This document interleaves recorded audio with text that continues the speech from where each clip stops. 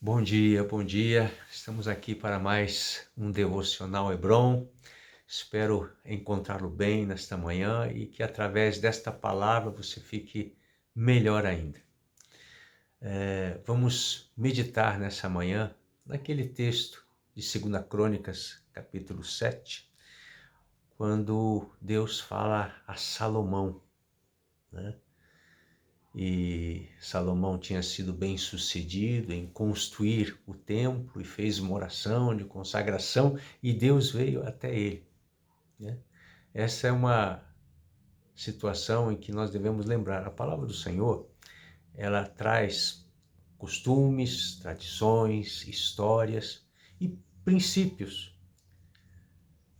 E nós temos que estar muito atentos aos princípios. Os costumes, as tradições mudam com o tempo, mas os princípios permanecem, né? E aqui há alguns princípios que nós devemos aprender para aplicar em nossa vida. Veja o que diz o texto, né? Então, capítulo 7, 2 Crônicas, a partir do verso 11.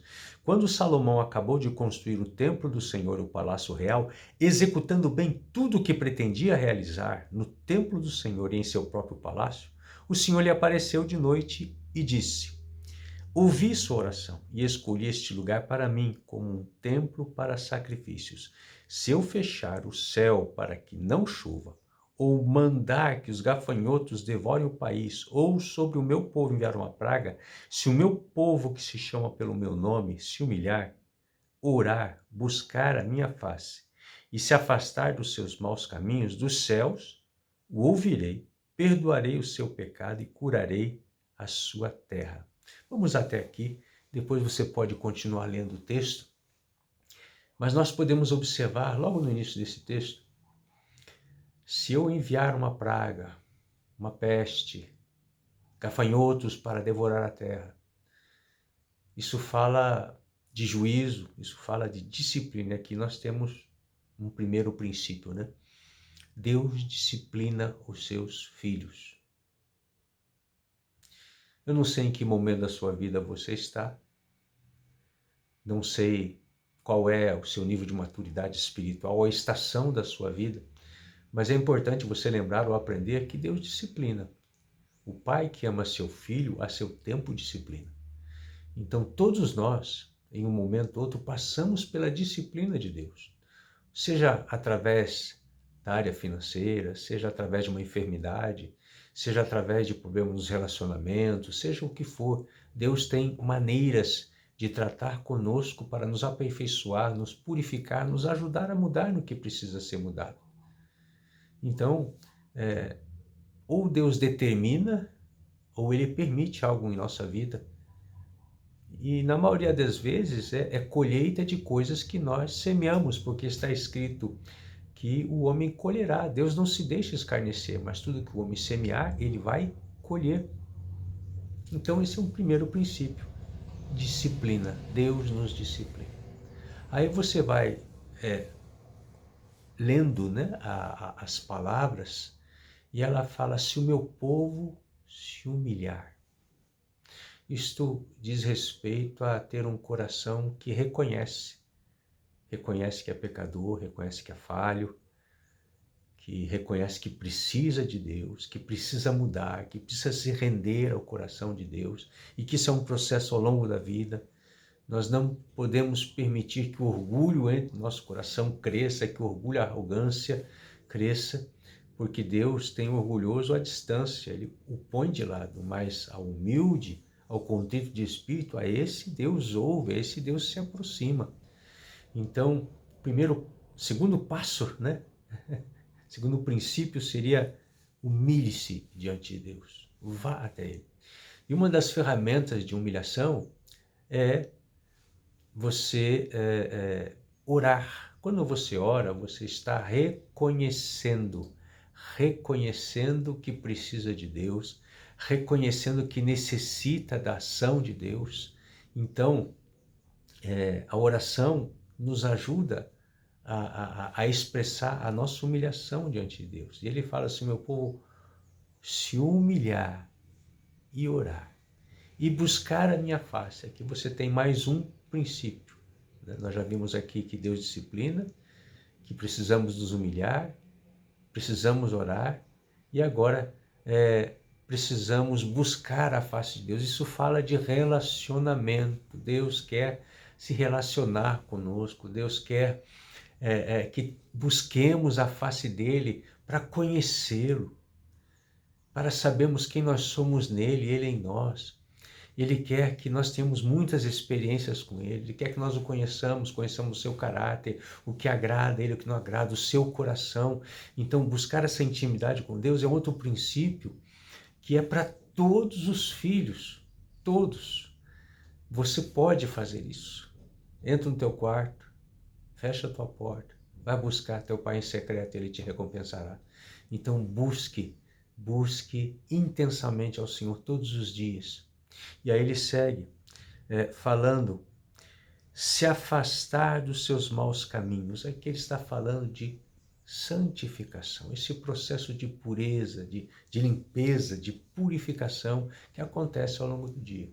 Como é que ele se processa? Nós nos humilhamos diante de Deus, reconhecemos nossos pecados, confessamos os nossos pecados, nós oramos, nós buscamos a tua face e aí sim nós começamos a alinhar a nossa conduta com o coração de Deus.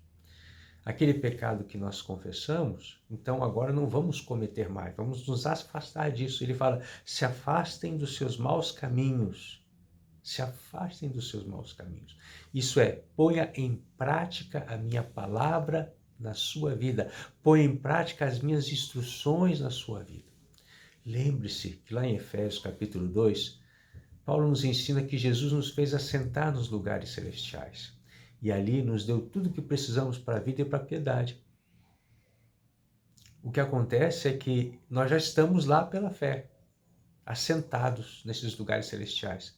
Mas precisamos ir trabalhando, e aí é intencional, para ajustar a nossa conduta, o nosso caráter com a posição que Deus nos colocou. De pessoas puras, de pessoas íntegras, pessoas que agradam a Deus nos seus pensamentos, nas suas condutas. Então vejam, Deus nos disciplina.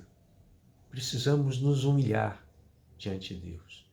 Precisamos orar continuamente. Precisamos buscar a intimidade com Deus, a face de Deus e nos afastar dos nossos maus caminhos. São princípios eternos. Sempre vai ser assim. E às vezes, todo dia nós precisamos fazer isso. Bom, orar e buscar todo dia. Pode ser que haja dias que você não precise mais confessar seus pecados naquele dia, talvez, mas o fato é que nós temos que estar sempre nos examinando.